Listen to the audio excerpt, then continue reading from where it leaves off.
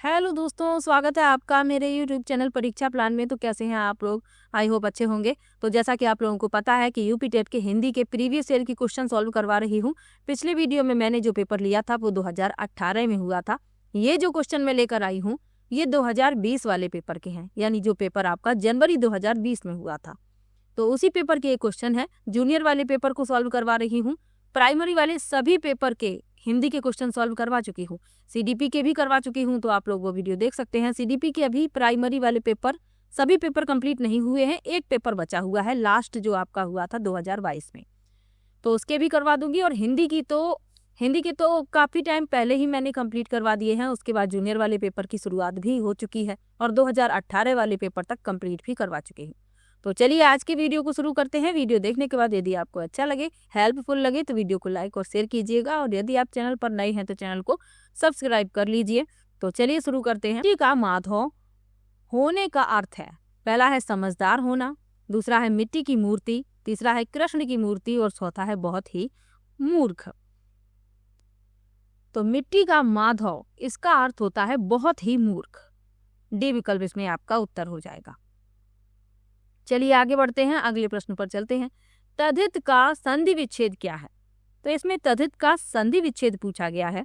तो इसमें तद्धित का संधि विच्छेद क्या होगा? तत् धन हित। तो इसमें आप देखेंगे आपका जो सी विकल्प है यही हो जाएगा इस प्रश्न का उत्तर, तत् धन हित।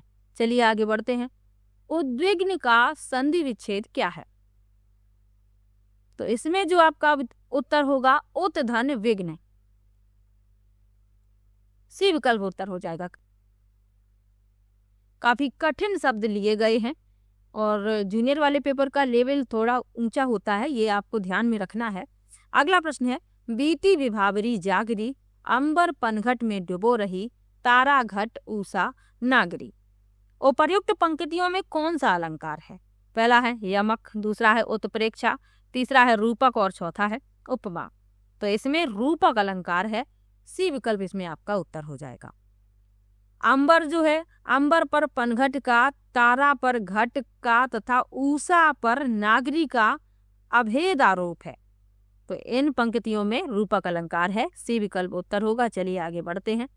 बिन घनश्याम धाम धाम ब्रज मंडल में, उधव नित बसती बहार बरसा की। इसमें प्रयुक्त अलंकार है, इसमें भी अलंकार पूछा गया है। पहला है रूपक, दूसरा है उपमा, तीसरा है यमक और चौथा है श्लेष। तो इसमें आपका श्लेष अलंकार है, डी विकल्प इसमें आपका उत्तर हो जाएगा। चलिए आगे बढ़ते हैं, अगले प्रश्न पर चलते हैं। निम्नलिखित में से कौन सा शब्द एक वचन तथा बहुवचन दोनों में प्रयोग हो सकता है? पहला है मुनि, दूसरा है बालिका, तीसरा है लड़का और चौथा है बेटा। तो इसमें जो मुनि शब्द है ये एक वचन में भी प्रयोग हो सकता है और बहुवचन में भी। तो इसमें आपका पहला विकल्प उत्तर हो जाएगा। अगला प्रश्न दिया गया है, तत्सम और तद्भव का कौन सा युग्म सही है? पहला है करहाट कड़ाह, अष्ट आठ, कुच्छी कोह और कपिथ क्या था। तो इसमें करहाट कड़ाह ये गलत लिखा हुआ है। कटाह होता है तत्सम और कढ़ा होता है तद्भव, तो इसका ये गलत लिखा हुआ है। अष्ट आठ ये भी गलत है क्योंकि अष्ट होता है, ठा नहीं होता, ये भी गलत हो गया। कुच्छी कोख ये सही है, तो यही हो जाएगा इस प्रश्न का उत्तर। चलिए आगे बढ़ते हैं, अगले प्रश्न पर चलते हैं। निम्न के शब्दों में किसमें उपसर्ग का निर्देश अशुद्ध है? लिखा है निम धन अजित निमज्जित, दूसरा है निधन शेष निशेष, तीसरा है अध धन मरा अधमरा और चौथा है उत धन ग्रीव उद्ग्रीव। तो इसमें जो निर्देश अशुद्ध है वह हमें बताना है। तो इसमें जो ए विकल्प लिखा हुआ है ये अशुद्ध है, इसमें होगा निधन मज्जित निमज्जित यानी नहाया हुआ। तो इसमें ए गलत है ये, और यही हो जाएगा इस प्रश्न का उत्तर क्योंकि हमसे अशुद्ध पूछा गया था। चलिए आगे बढ़ते हैं। किस शब्द में तत्पुरुष समास है? पहला है दौड़ धूप, दूसरा है मधुमक्खी, तीसरा है पीताम्बर और चौथा है त्रिभुवन। त्रिभुवन तो पीतांबर, मधुमक्खी, दौड़ धूप और त्रिभुवन में किसमें तत्पुरुष समास है, ये पूछा जा रहा है। तो इसमें आपका मधुमक्खी में तत्पुरुष समास है।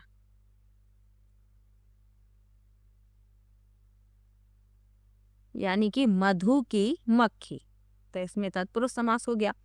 दौड़ धूप में द्वंद्व समास है, त्रिभुवन में द्विगु समास है और पीतांबर में बहुब्रीहि समास है। तो ये भी साथ में आप याद रखिएगा।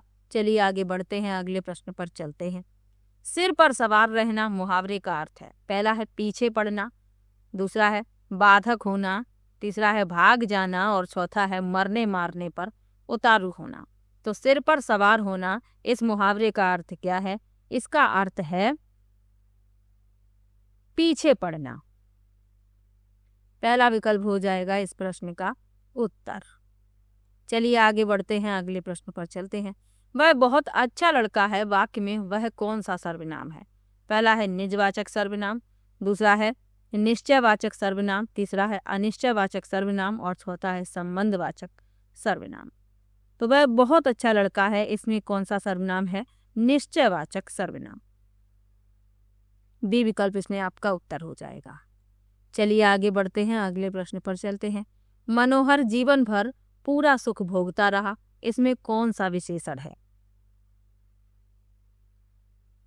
पहला है संख्यावाचक विशेषण, दूसरा है परिमाणवाचक विशेषण, तीसरा है गुणवाचक विशेषण और चौथा है सार्वनामिक विशेषण। तो मनोहर जीवन भर सुख भोगता रहा, इसमें परिमाणवाचक विशेषण है। बी विकल्प इसमें आपका उत्तर हो जाएगा। अगला प्रश्न है दांत और जीभ के स्पर्श से बोले जाने वाले वर्णों को क्या कहते हैं? पहला है मूर्धन्य, दूसरा है दंत्य, तीसरा है दंतोष्ठ्य और चौथा है कंठोष्ठ्य। तो जो दांत और जीभ के स्पर्श से बोले जाते हैं दंत्य कहलाते हैं। बी विकल्प इसमें आपका उत्तर हो जाएगा। चलिए आगे बढ़ते हैं, अगले प्रश्न पर चलते हैं। निम्नलिखित ध्वनियों की निर्दिष्ट विशेषताओं में कौन सा अशुद्ध है? पहला लिखा है चा तालब महाप्राण, दूसरा है खा महाप्राण अघोष, तीसरा है ता अल्पप्राण दंत्य और चौथा है माँ ओष्ठ्य सघोष।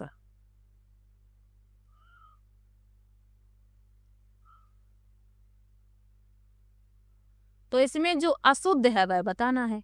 तो इसमें लिखा हुआ है चा तालब और महाप्राण, ये अशुद्ध है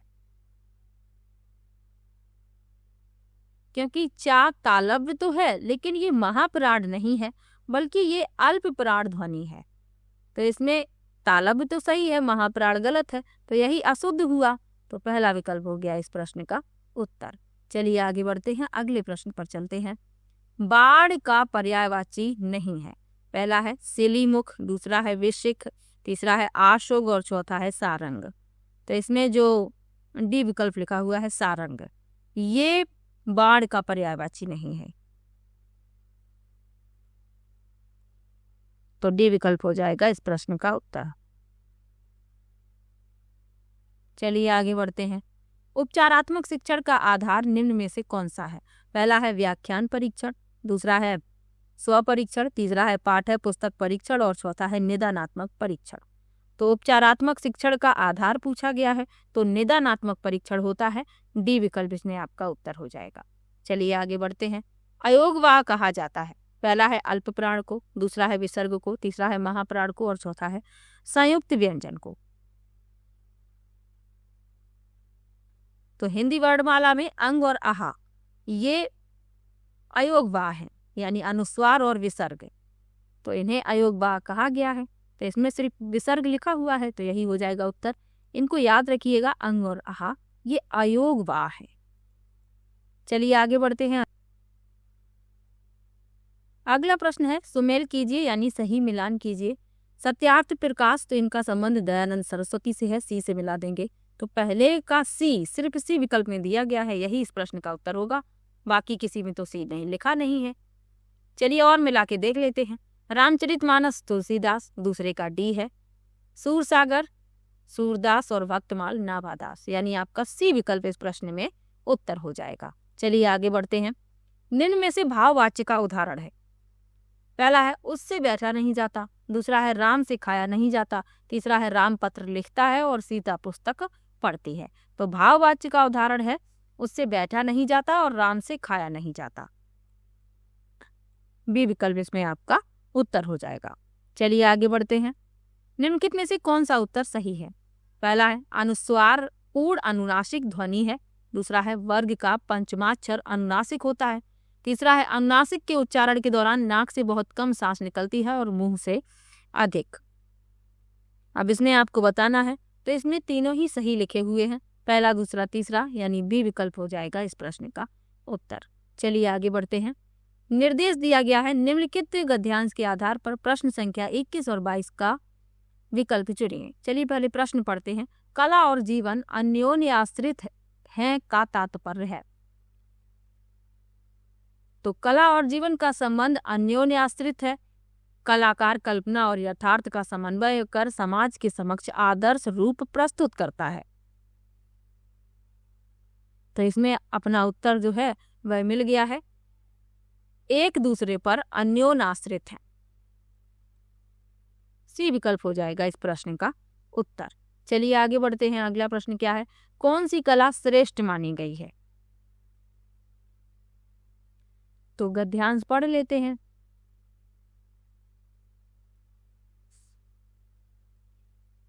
कलाकार कल्पना और यथार्थ का समन्वय कर समाज के समक्ष आदर्श रूप प्रस्तुत करता है। इसी कारण जीवन का कला के स्वरूप पर व्यापक प्रभाव पड़ता है। कलाकार जीवन के यथार्थ रूप को ही चित्रित नहीं करता वरन वह आदर्श रूप को भी प्रस्तुत करता है। इस प्रकार जीवन का कला पर और कला का जीवन पर व्यापक प्रभाव पड़ता है। कलावाद अर्थात कला के लिए संबंधी विचारों में जीवन के लिए उपयोगी कला ही श्रेयस्कर मानी गई है। तो उत्तर जो है अपना मिल गया है, जो जीवन उपयोगी हो। यहां लिखा हुआ है गद्यांश में, जीवन के लिए उपयोगी कला ही श्रेयस्कर मानी गई है। तो जो जीवन के लिए उपयोगी हो, डी विकल्प उत्तर हो जाएगा। चलिए आगे बढ़ते हैं।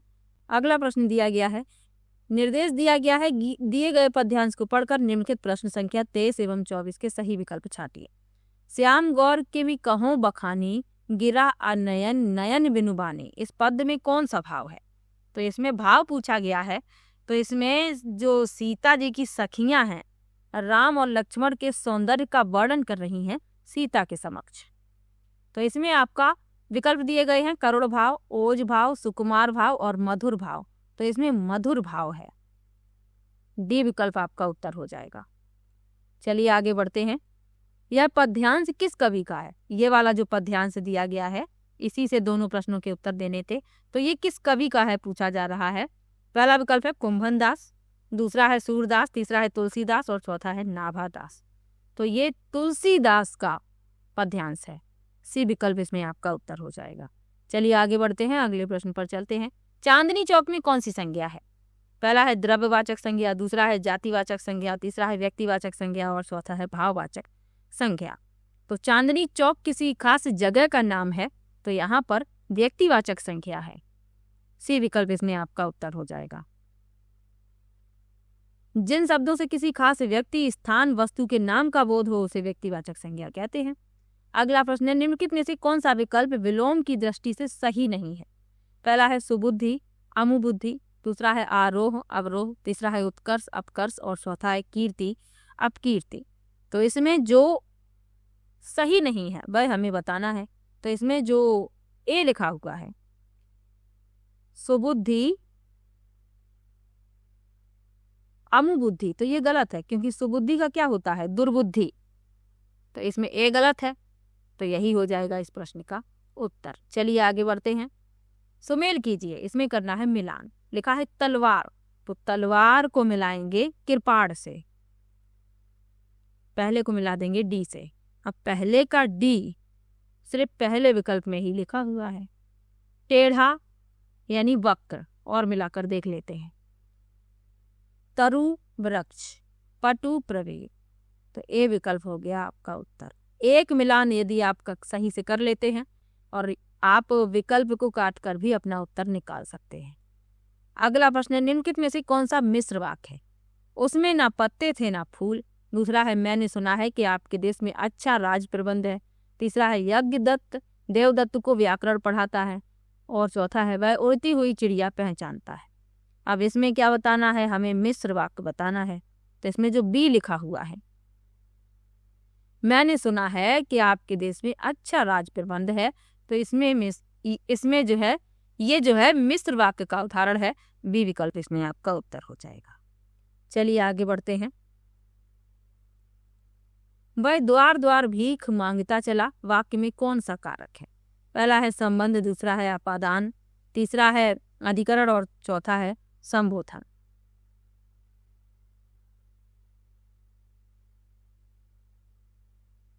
तो इसमें जो है अधिकरण कारक है,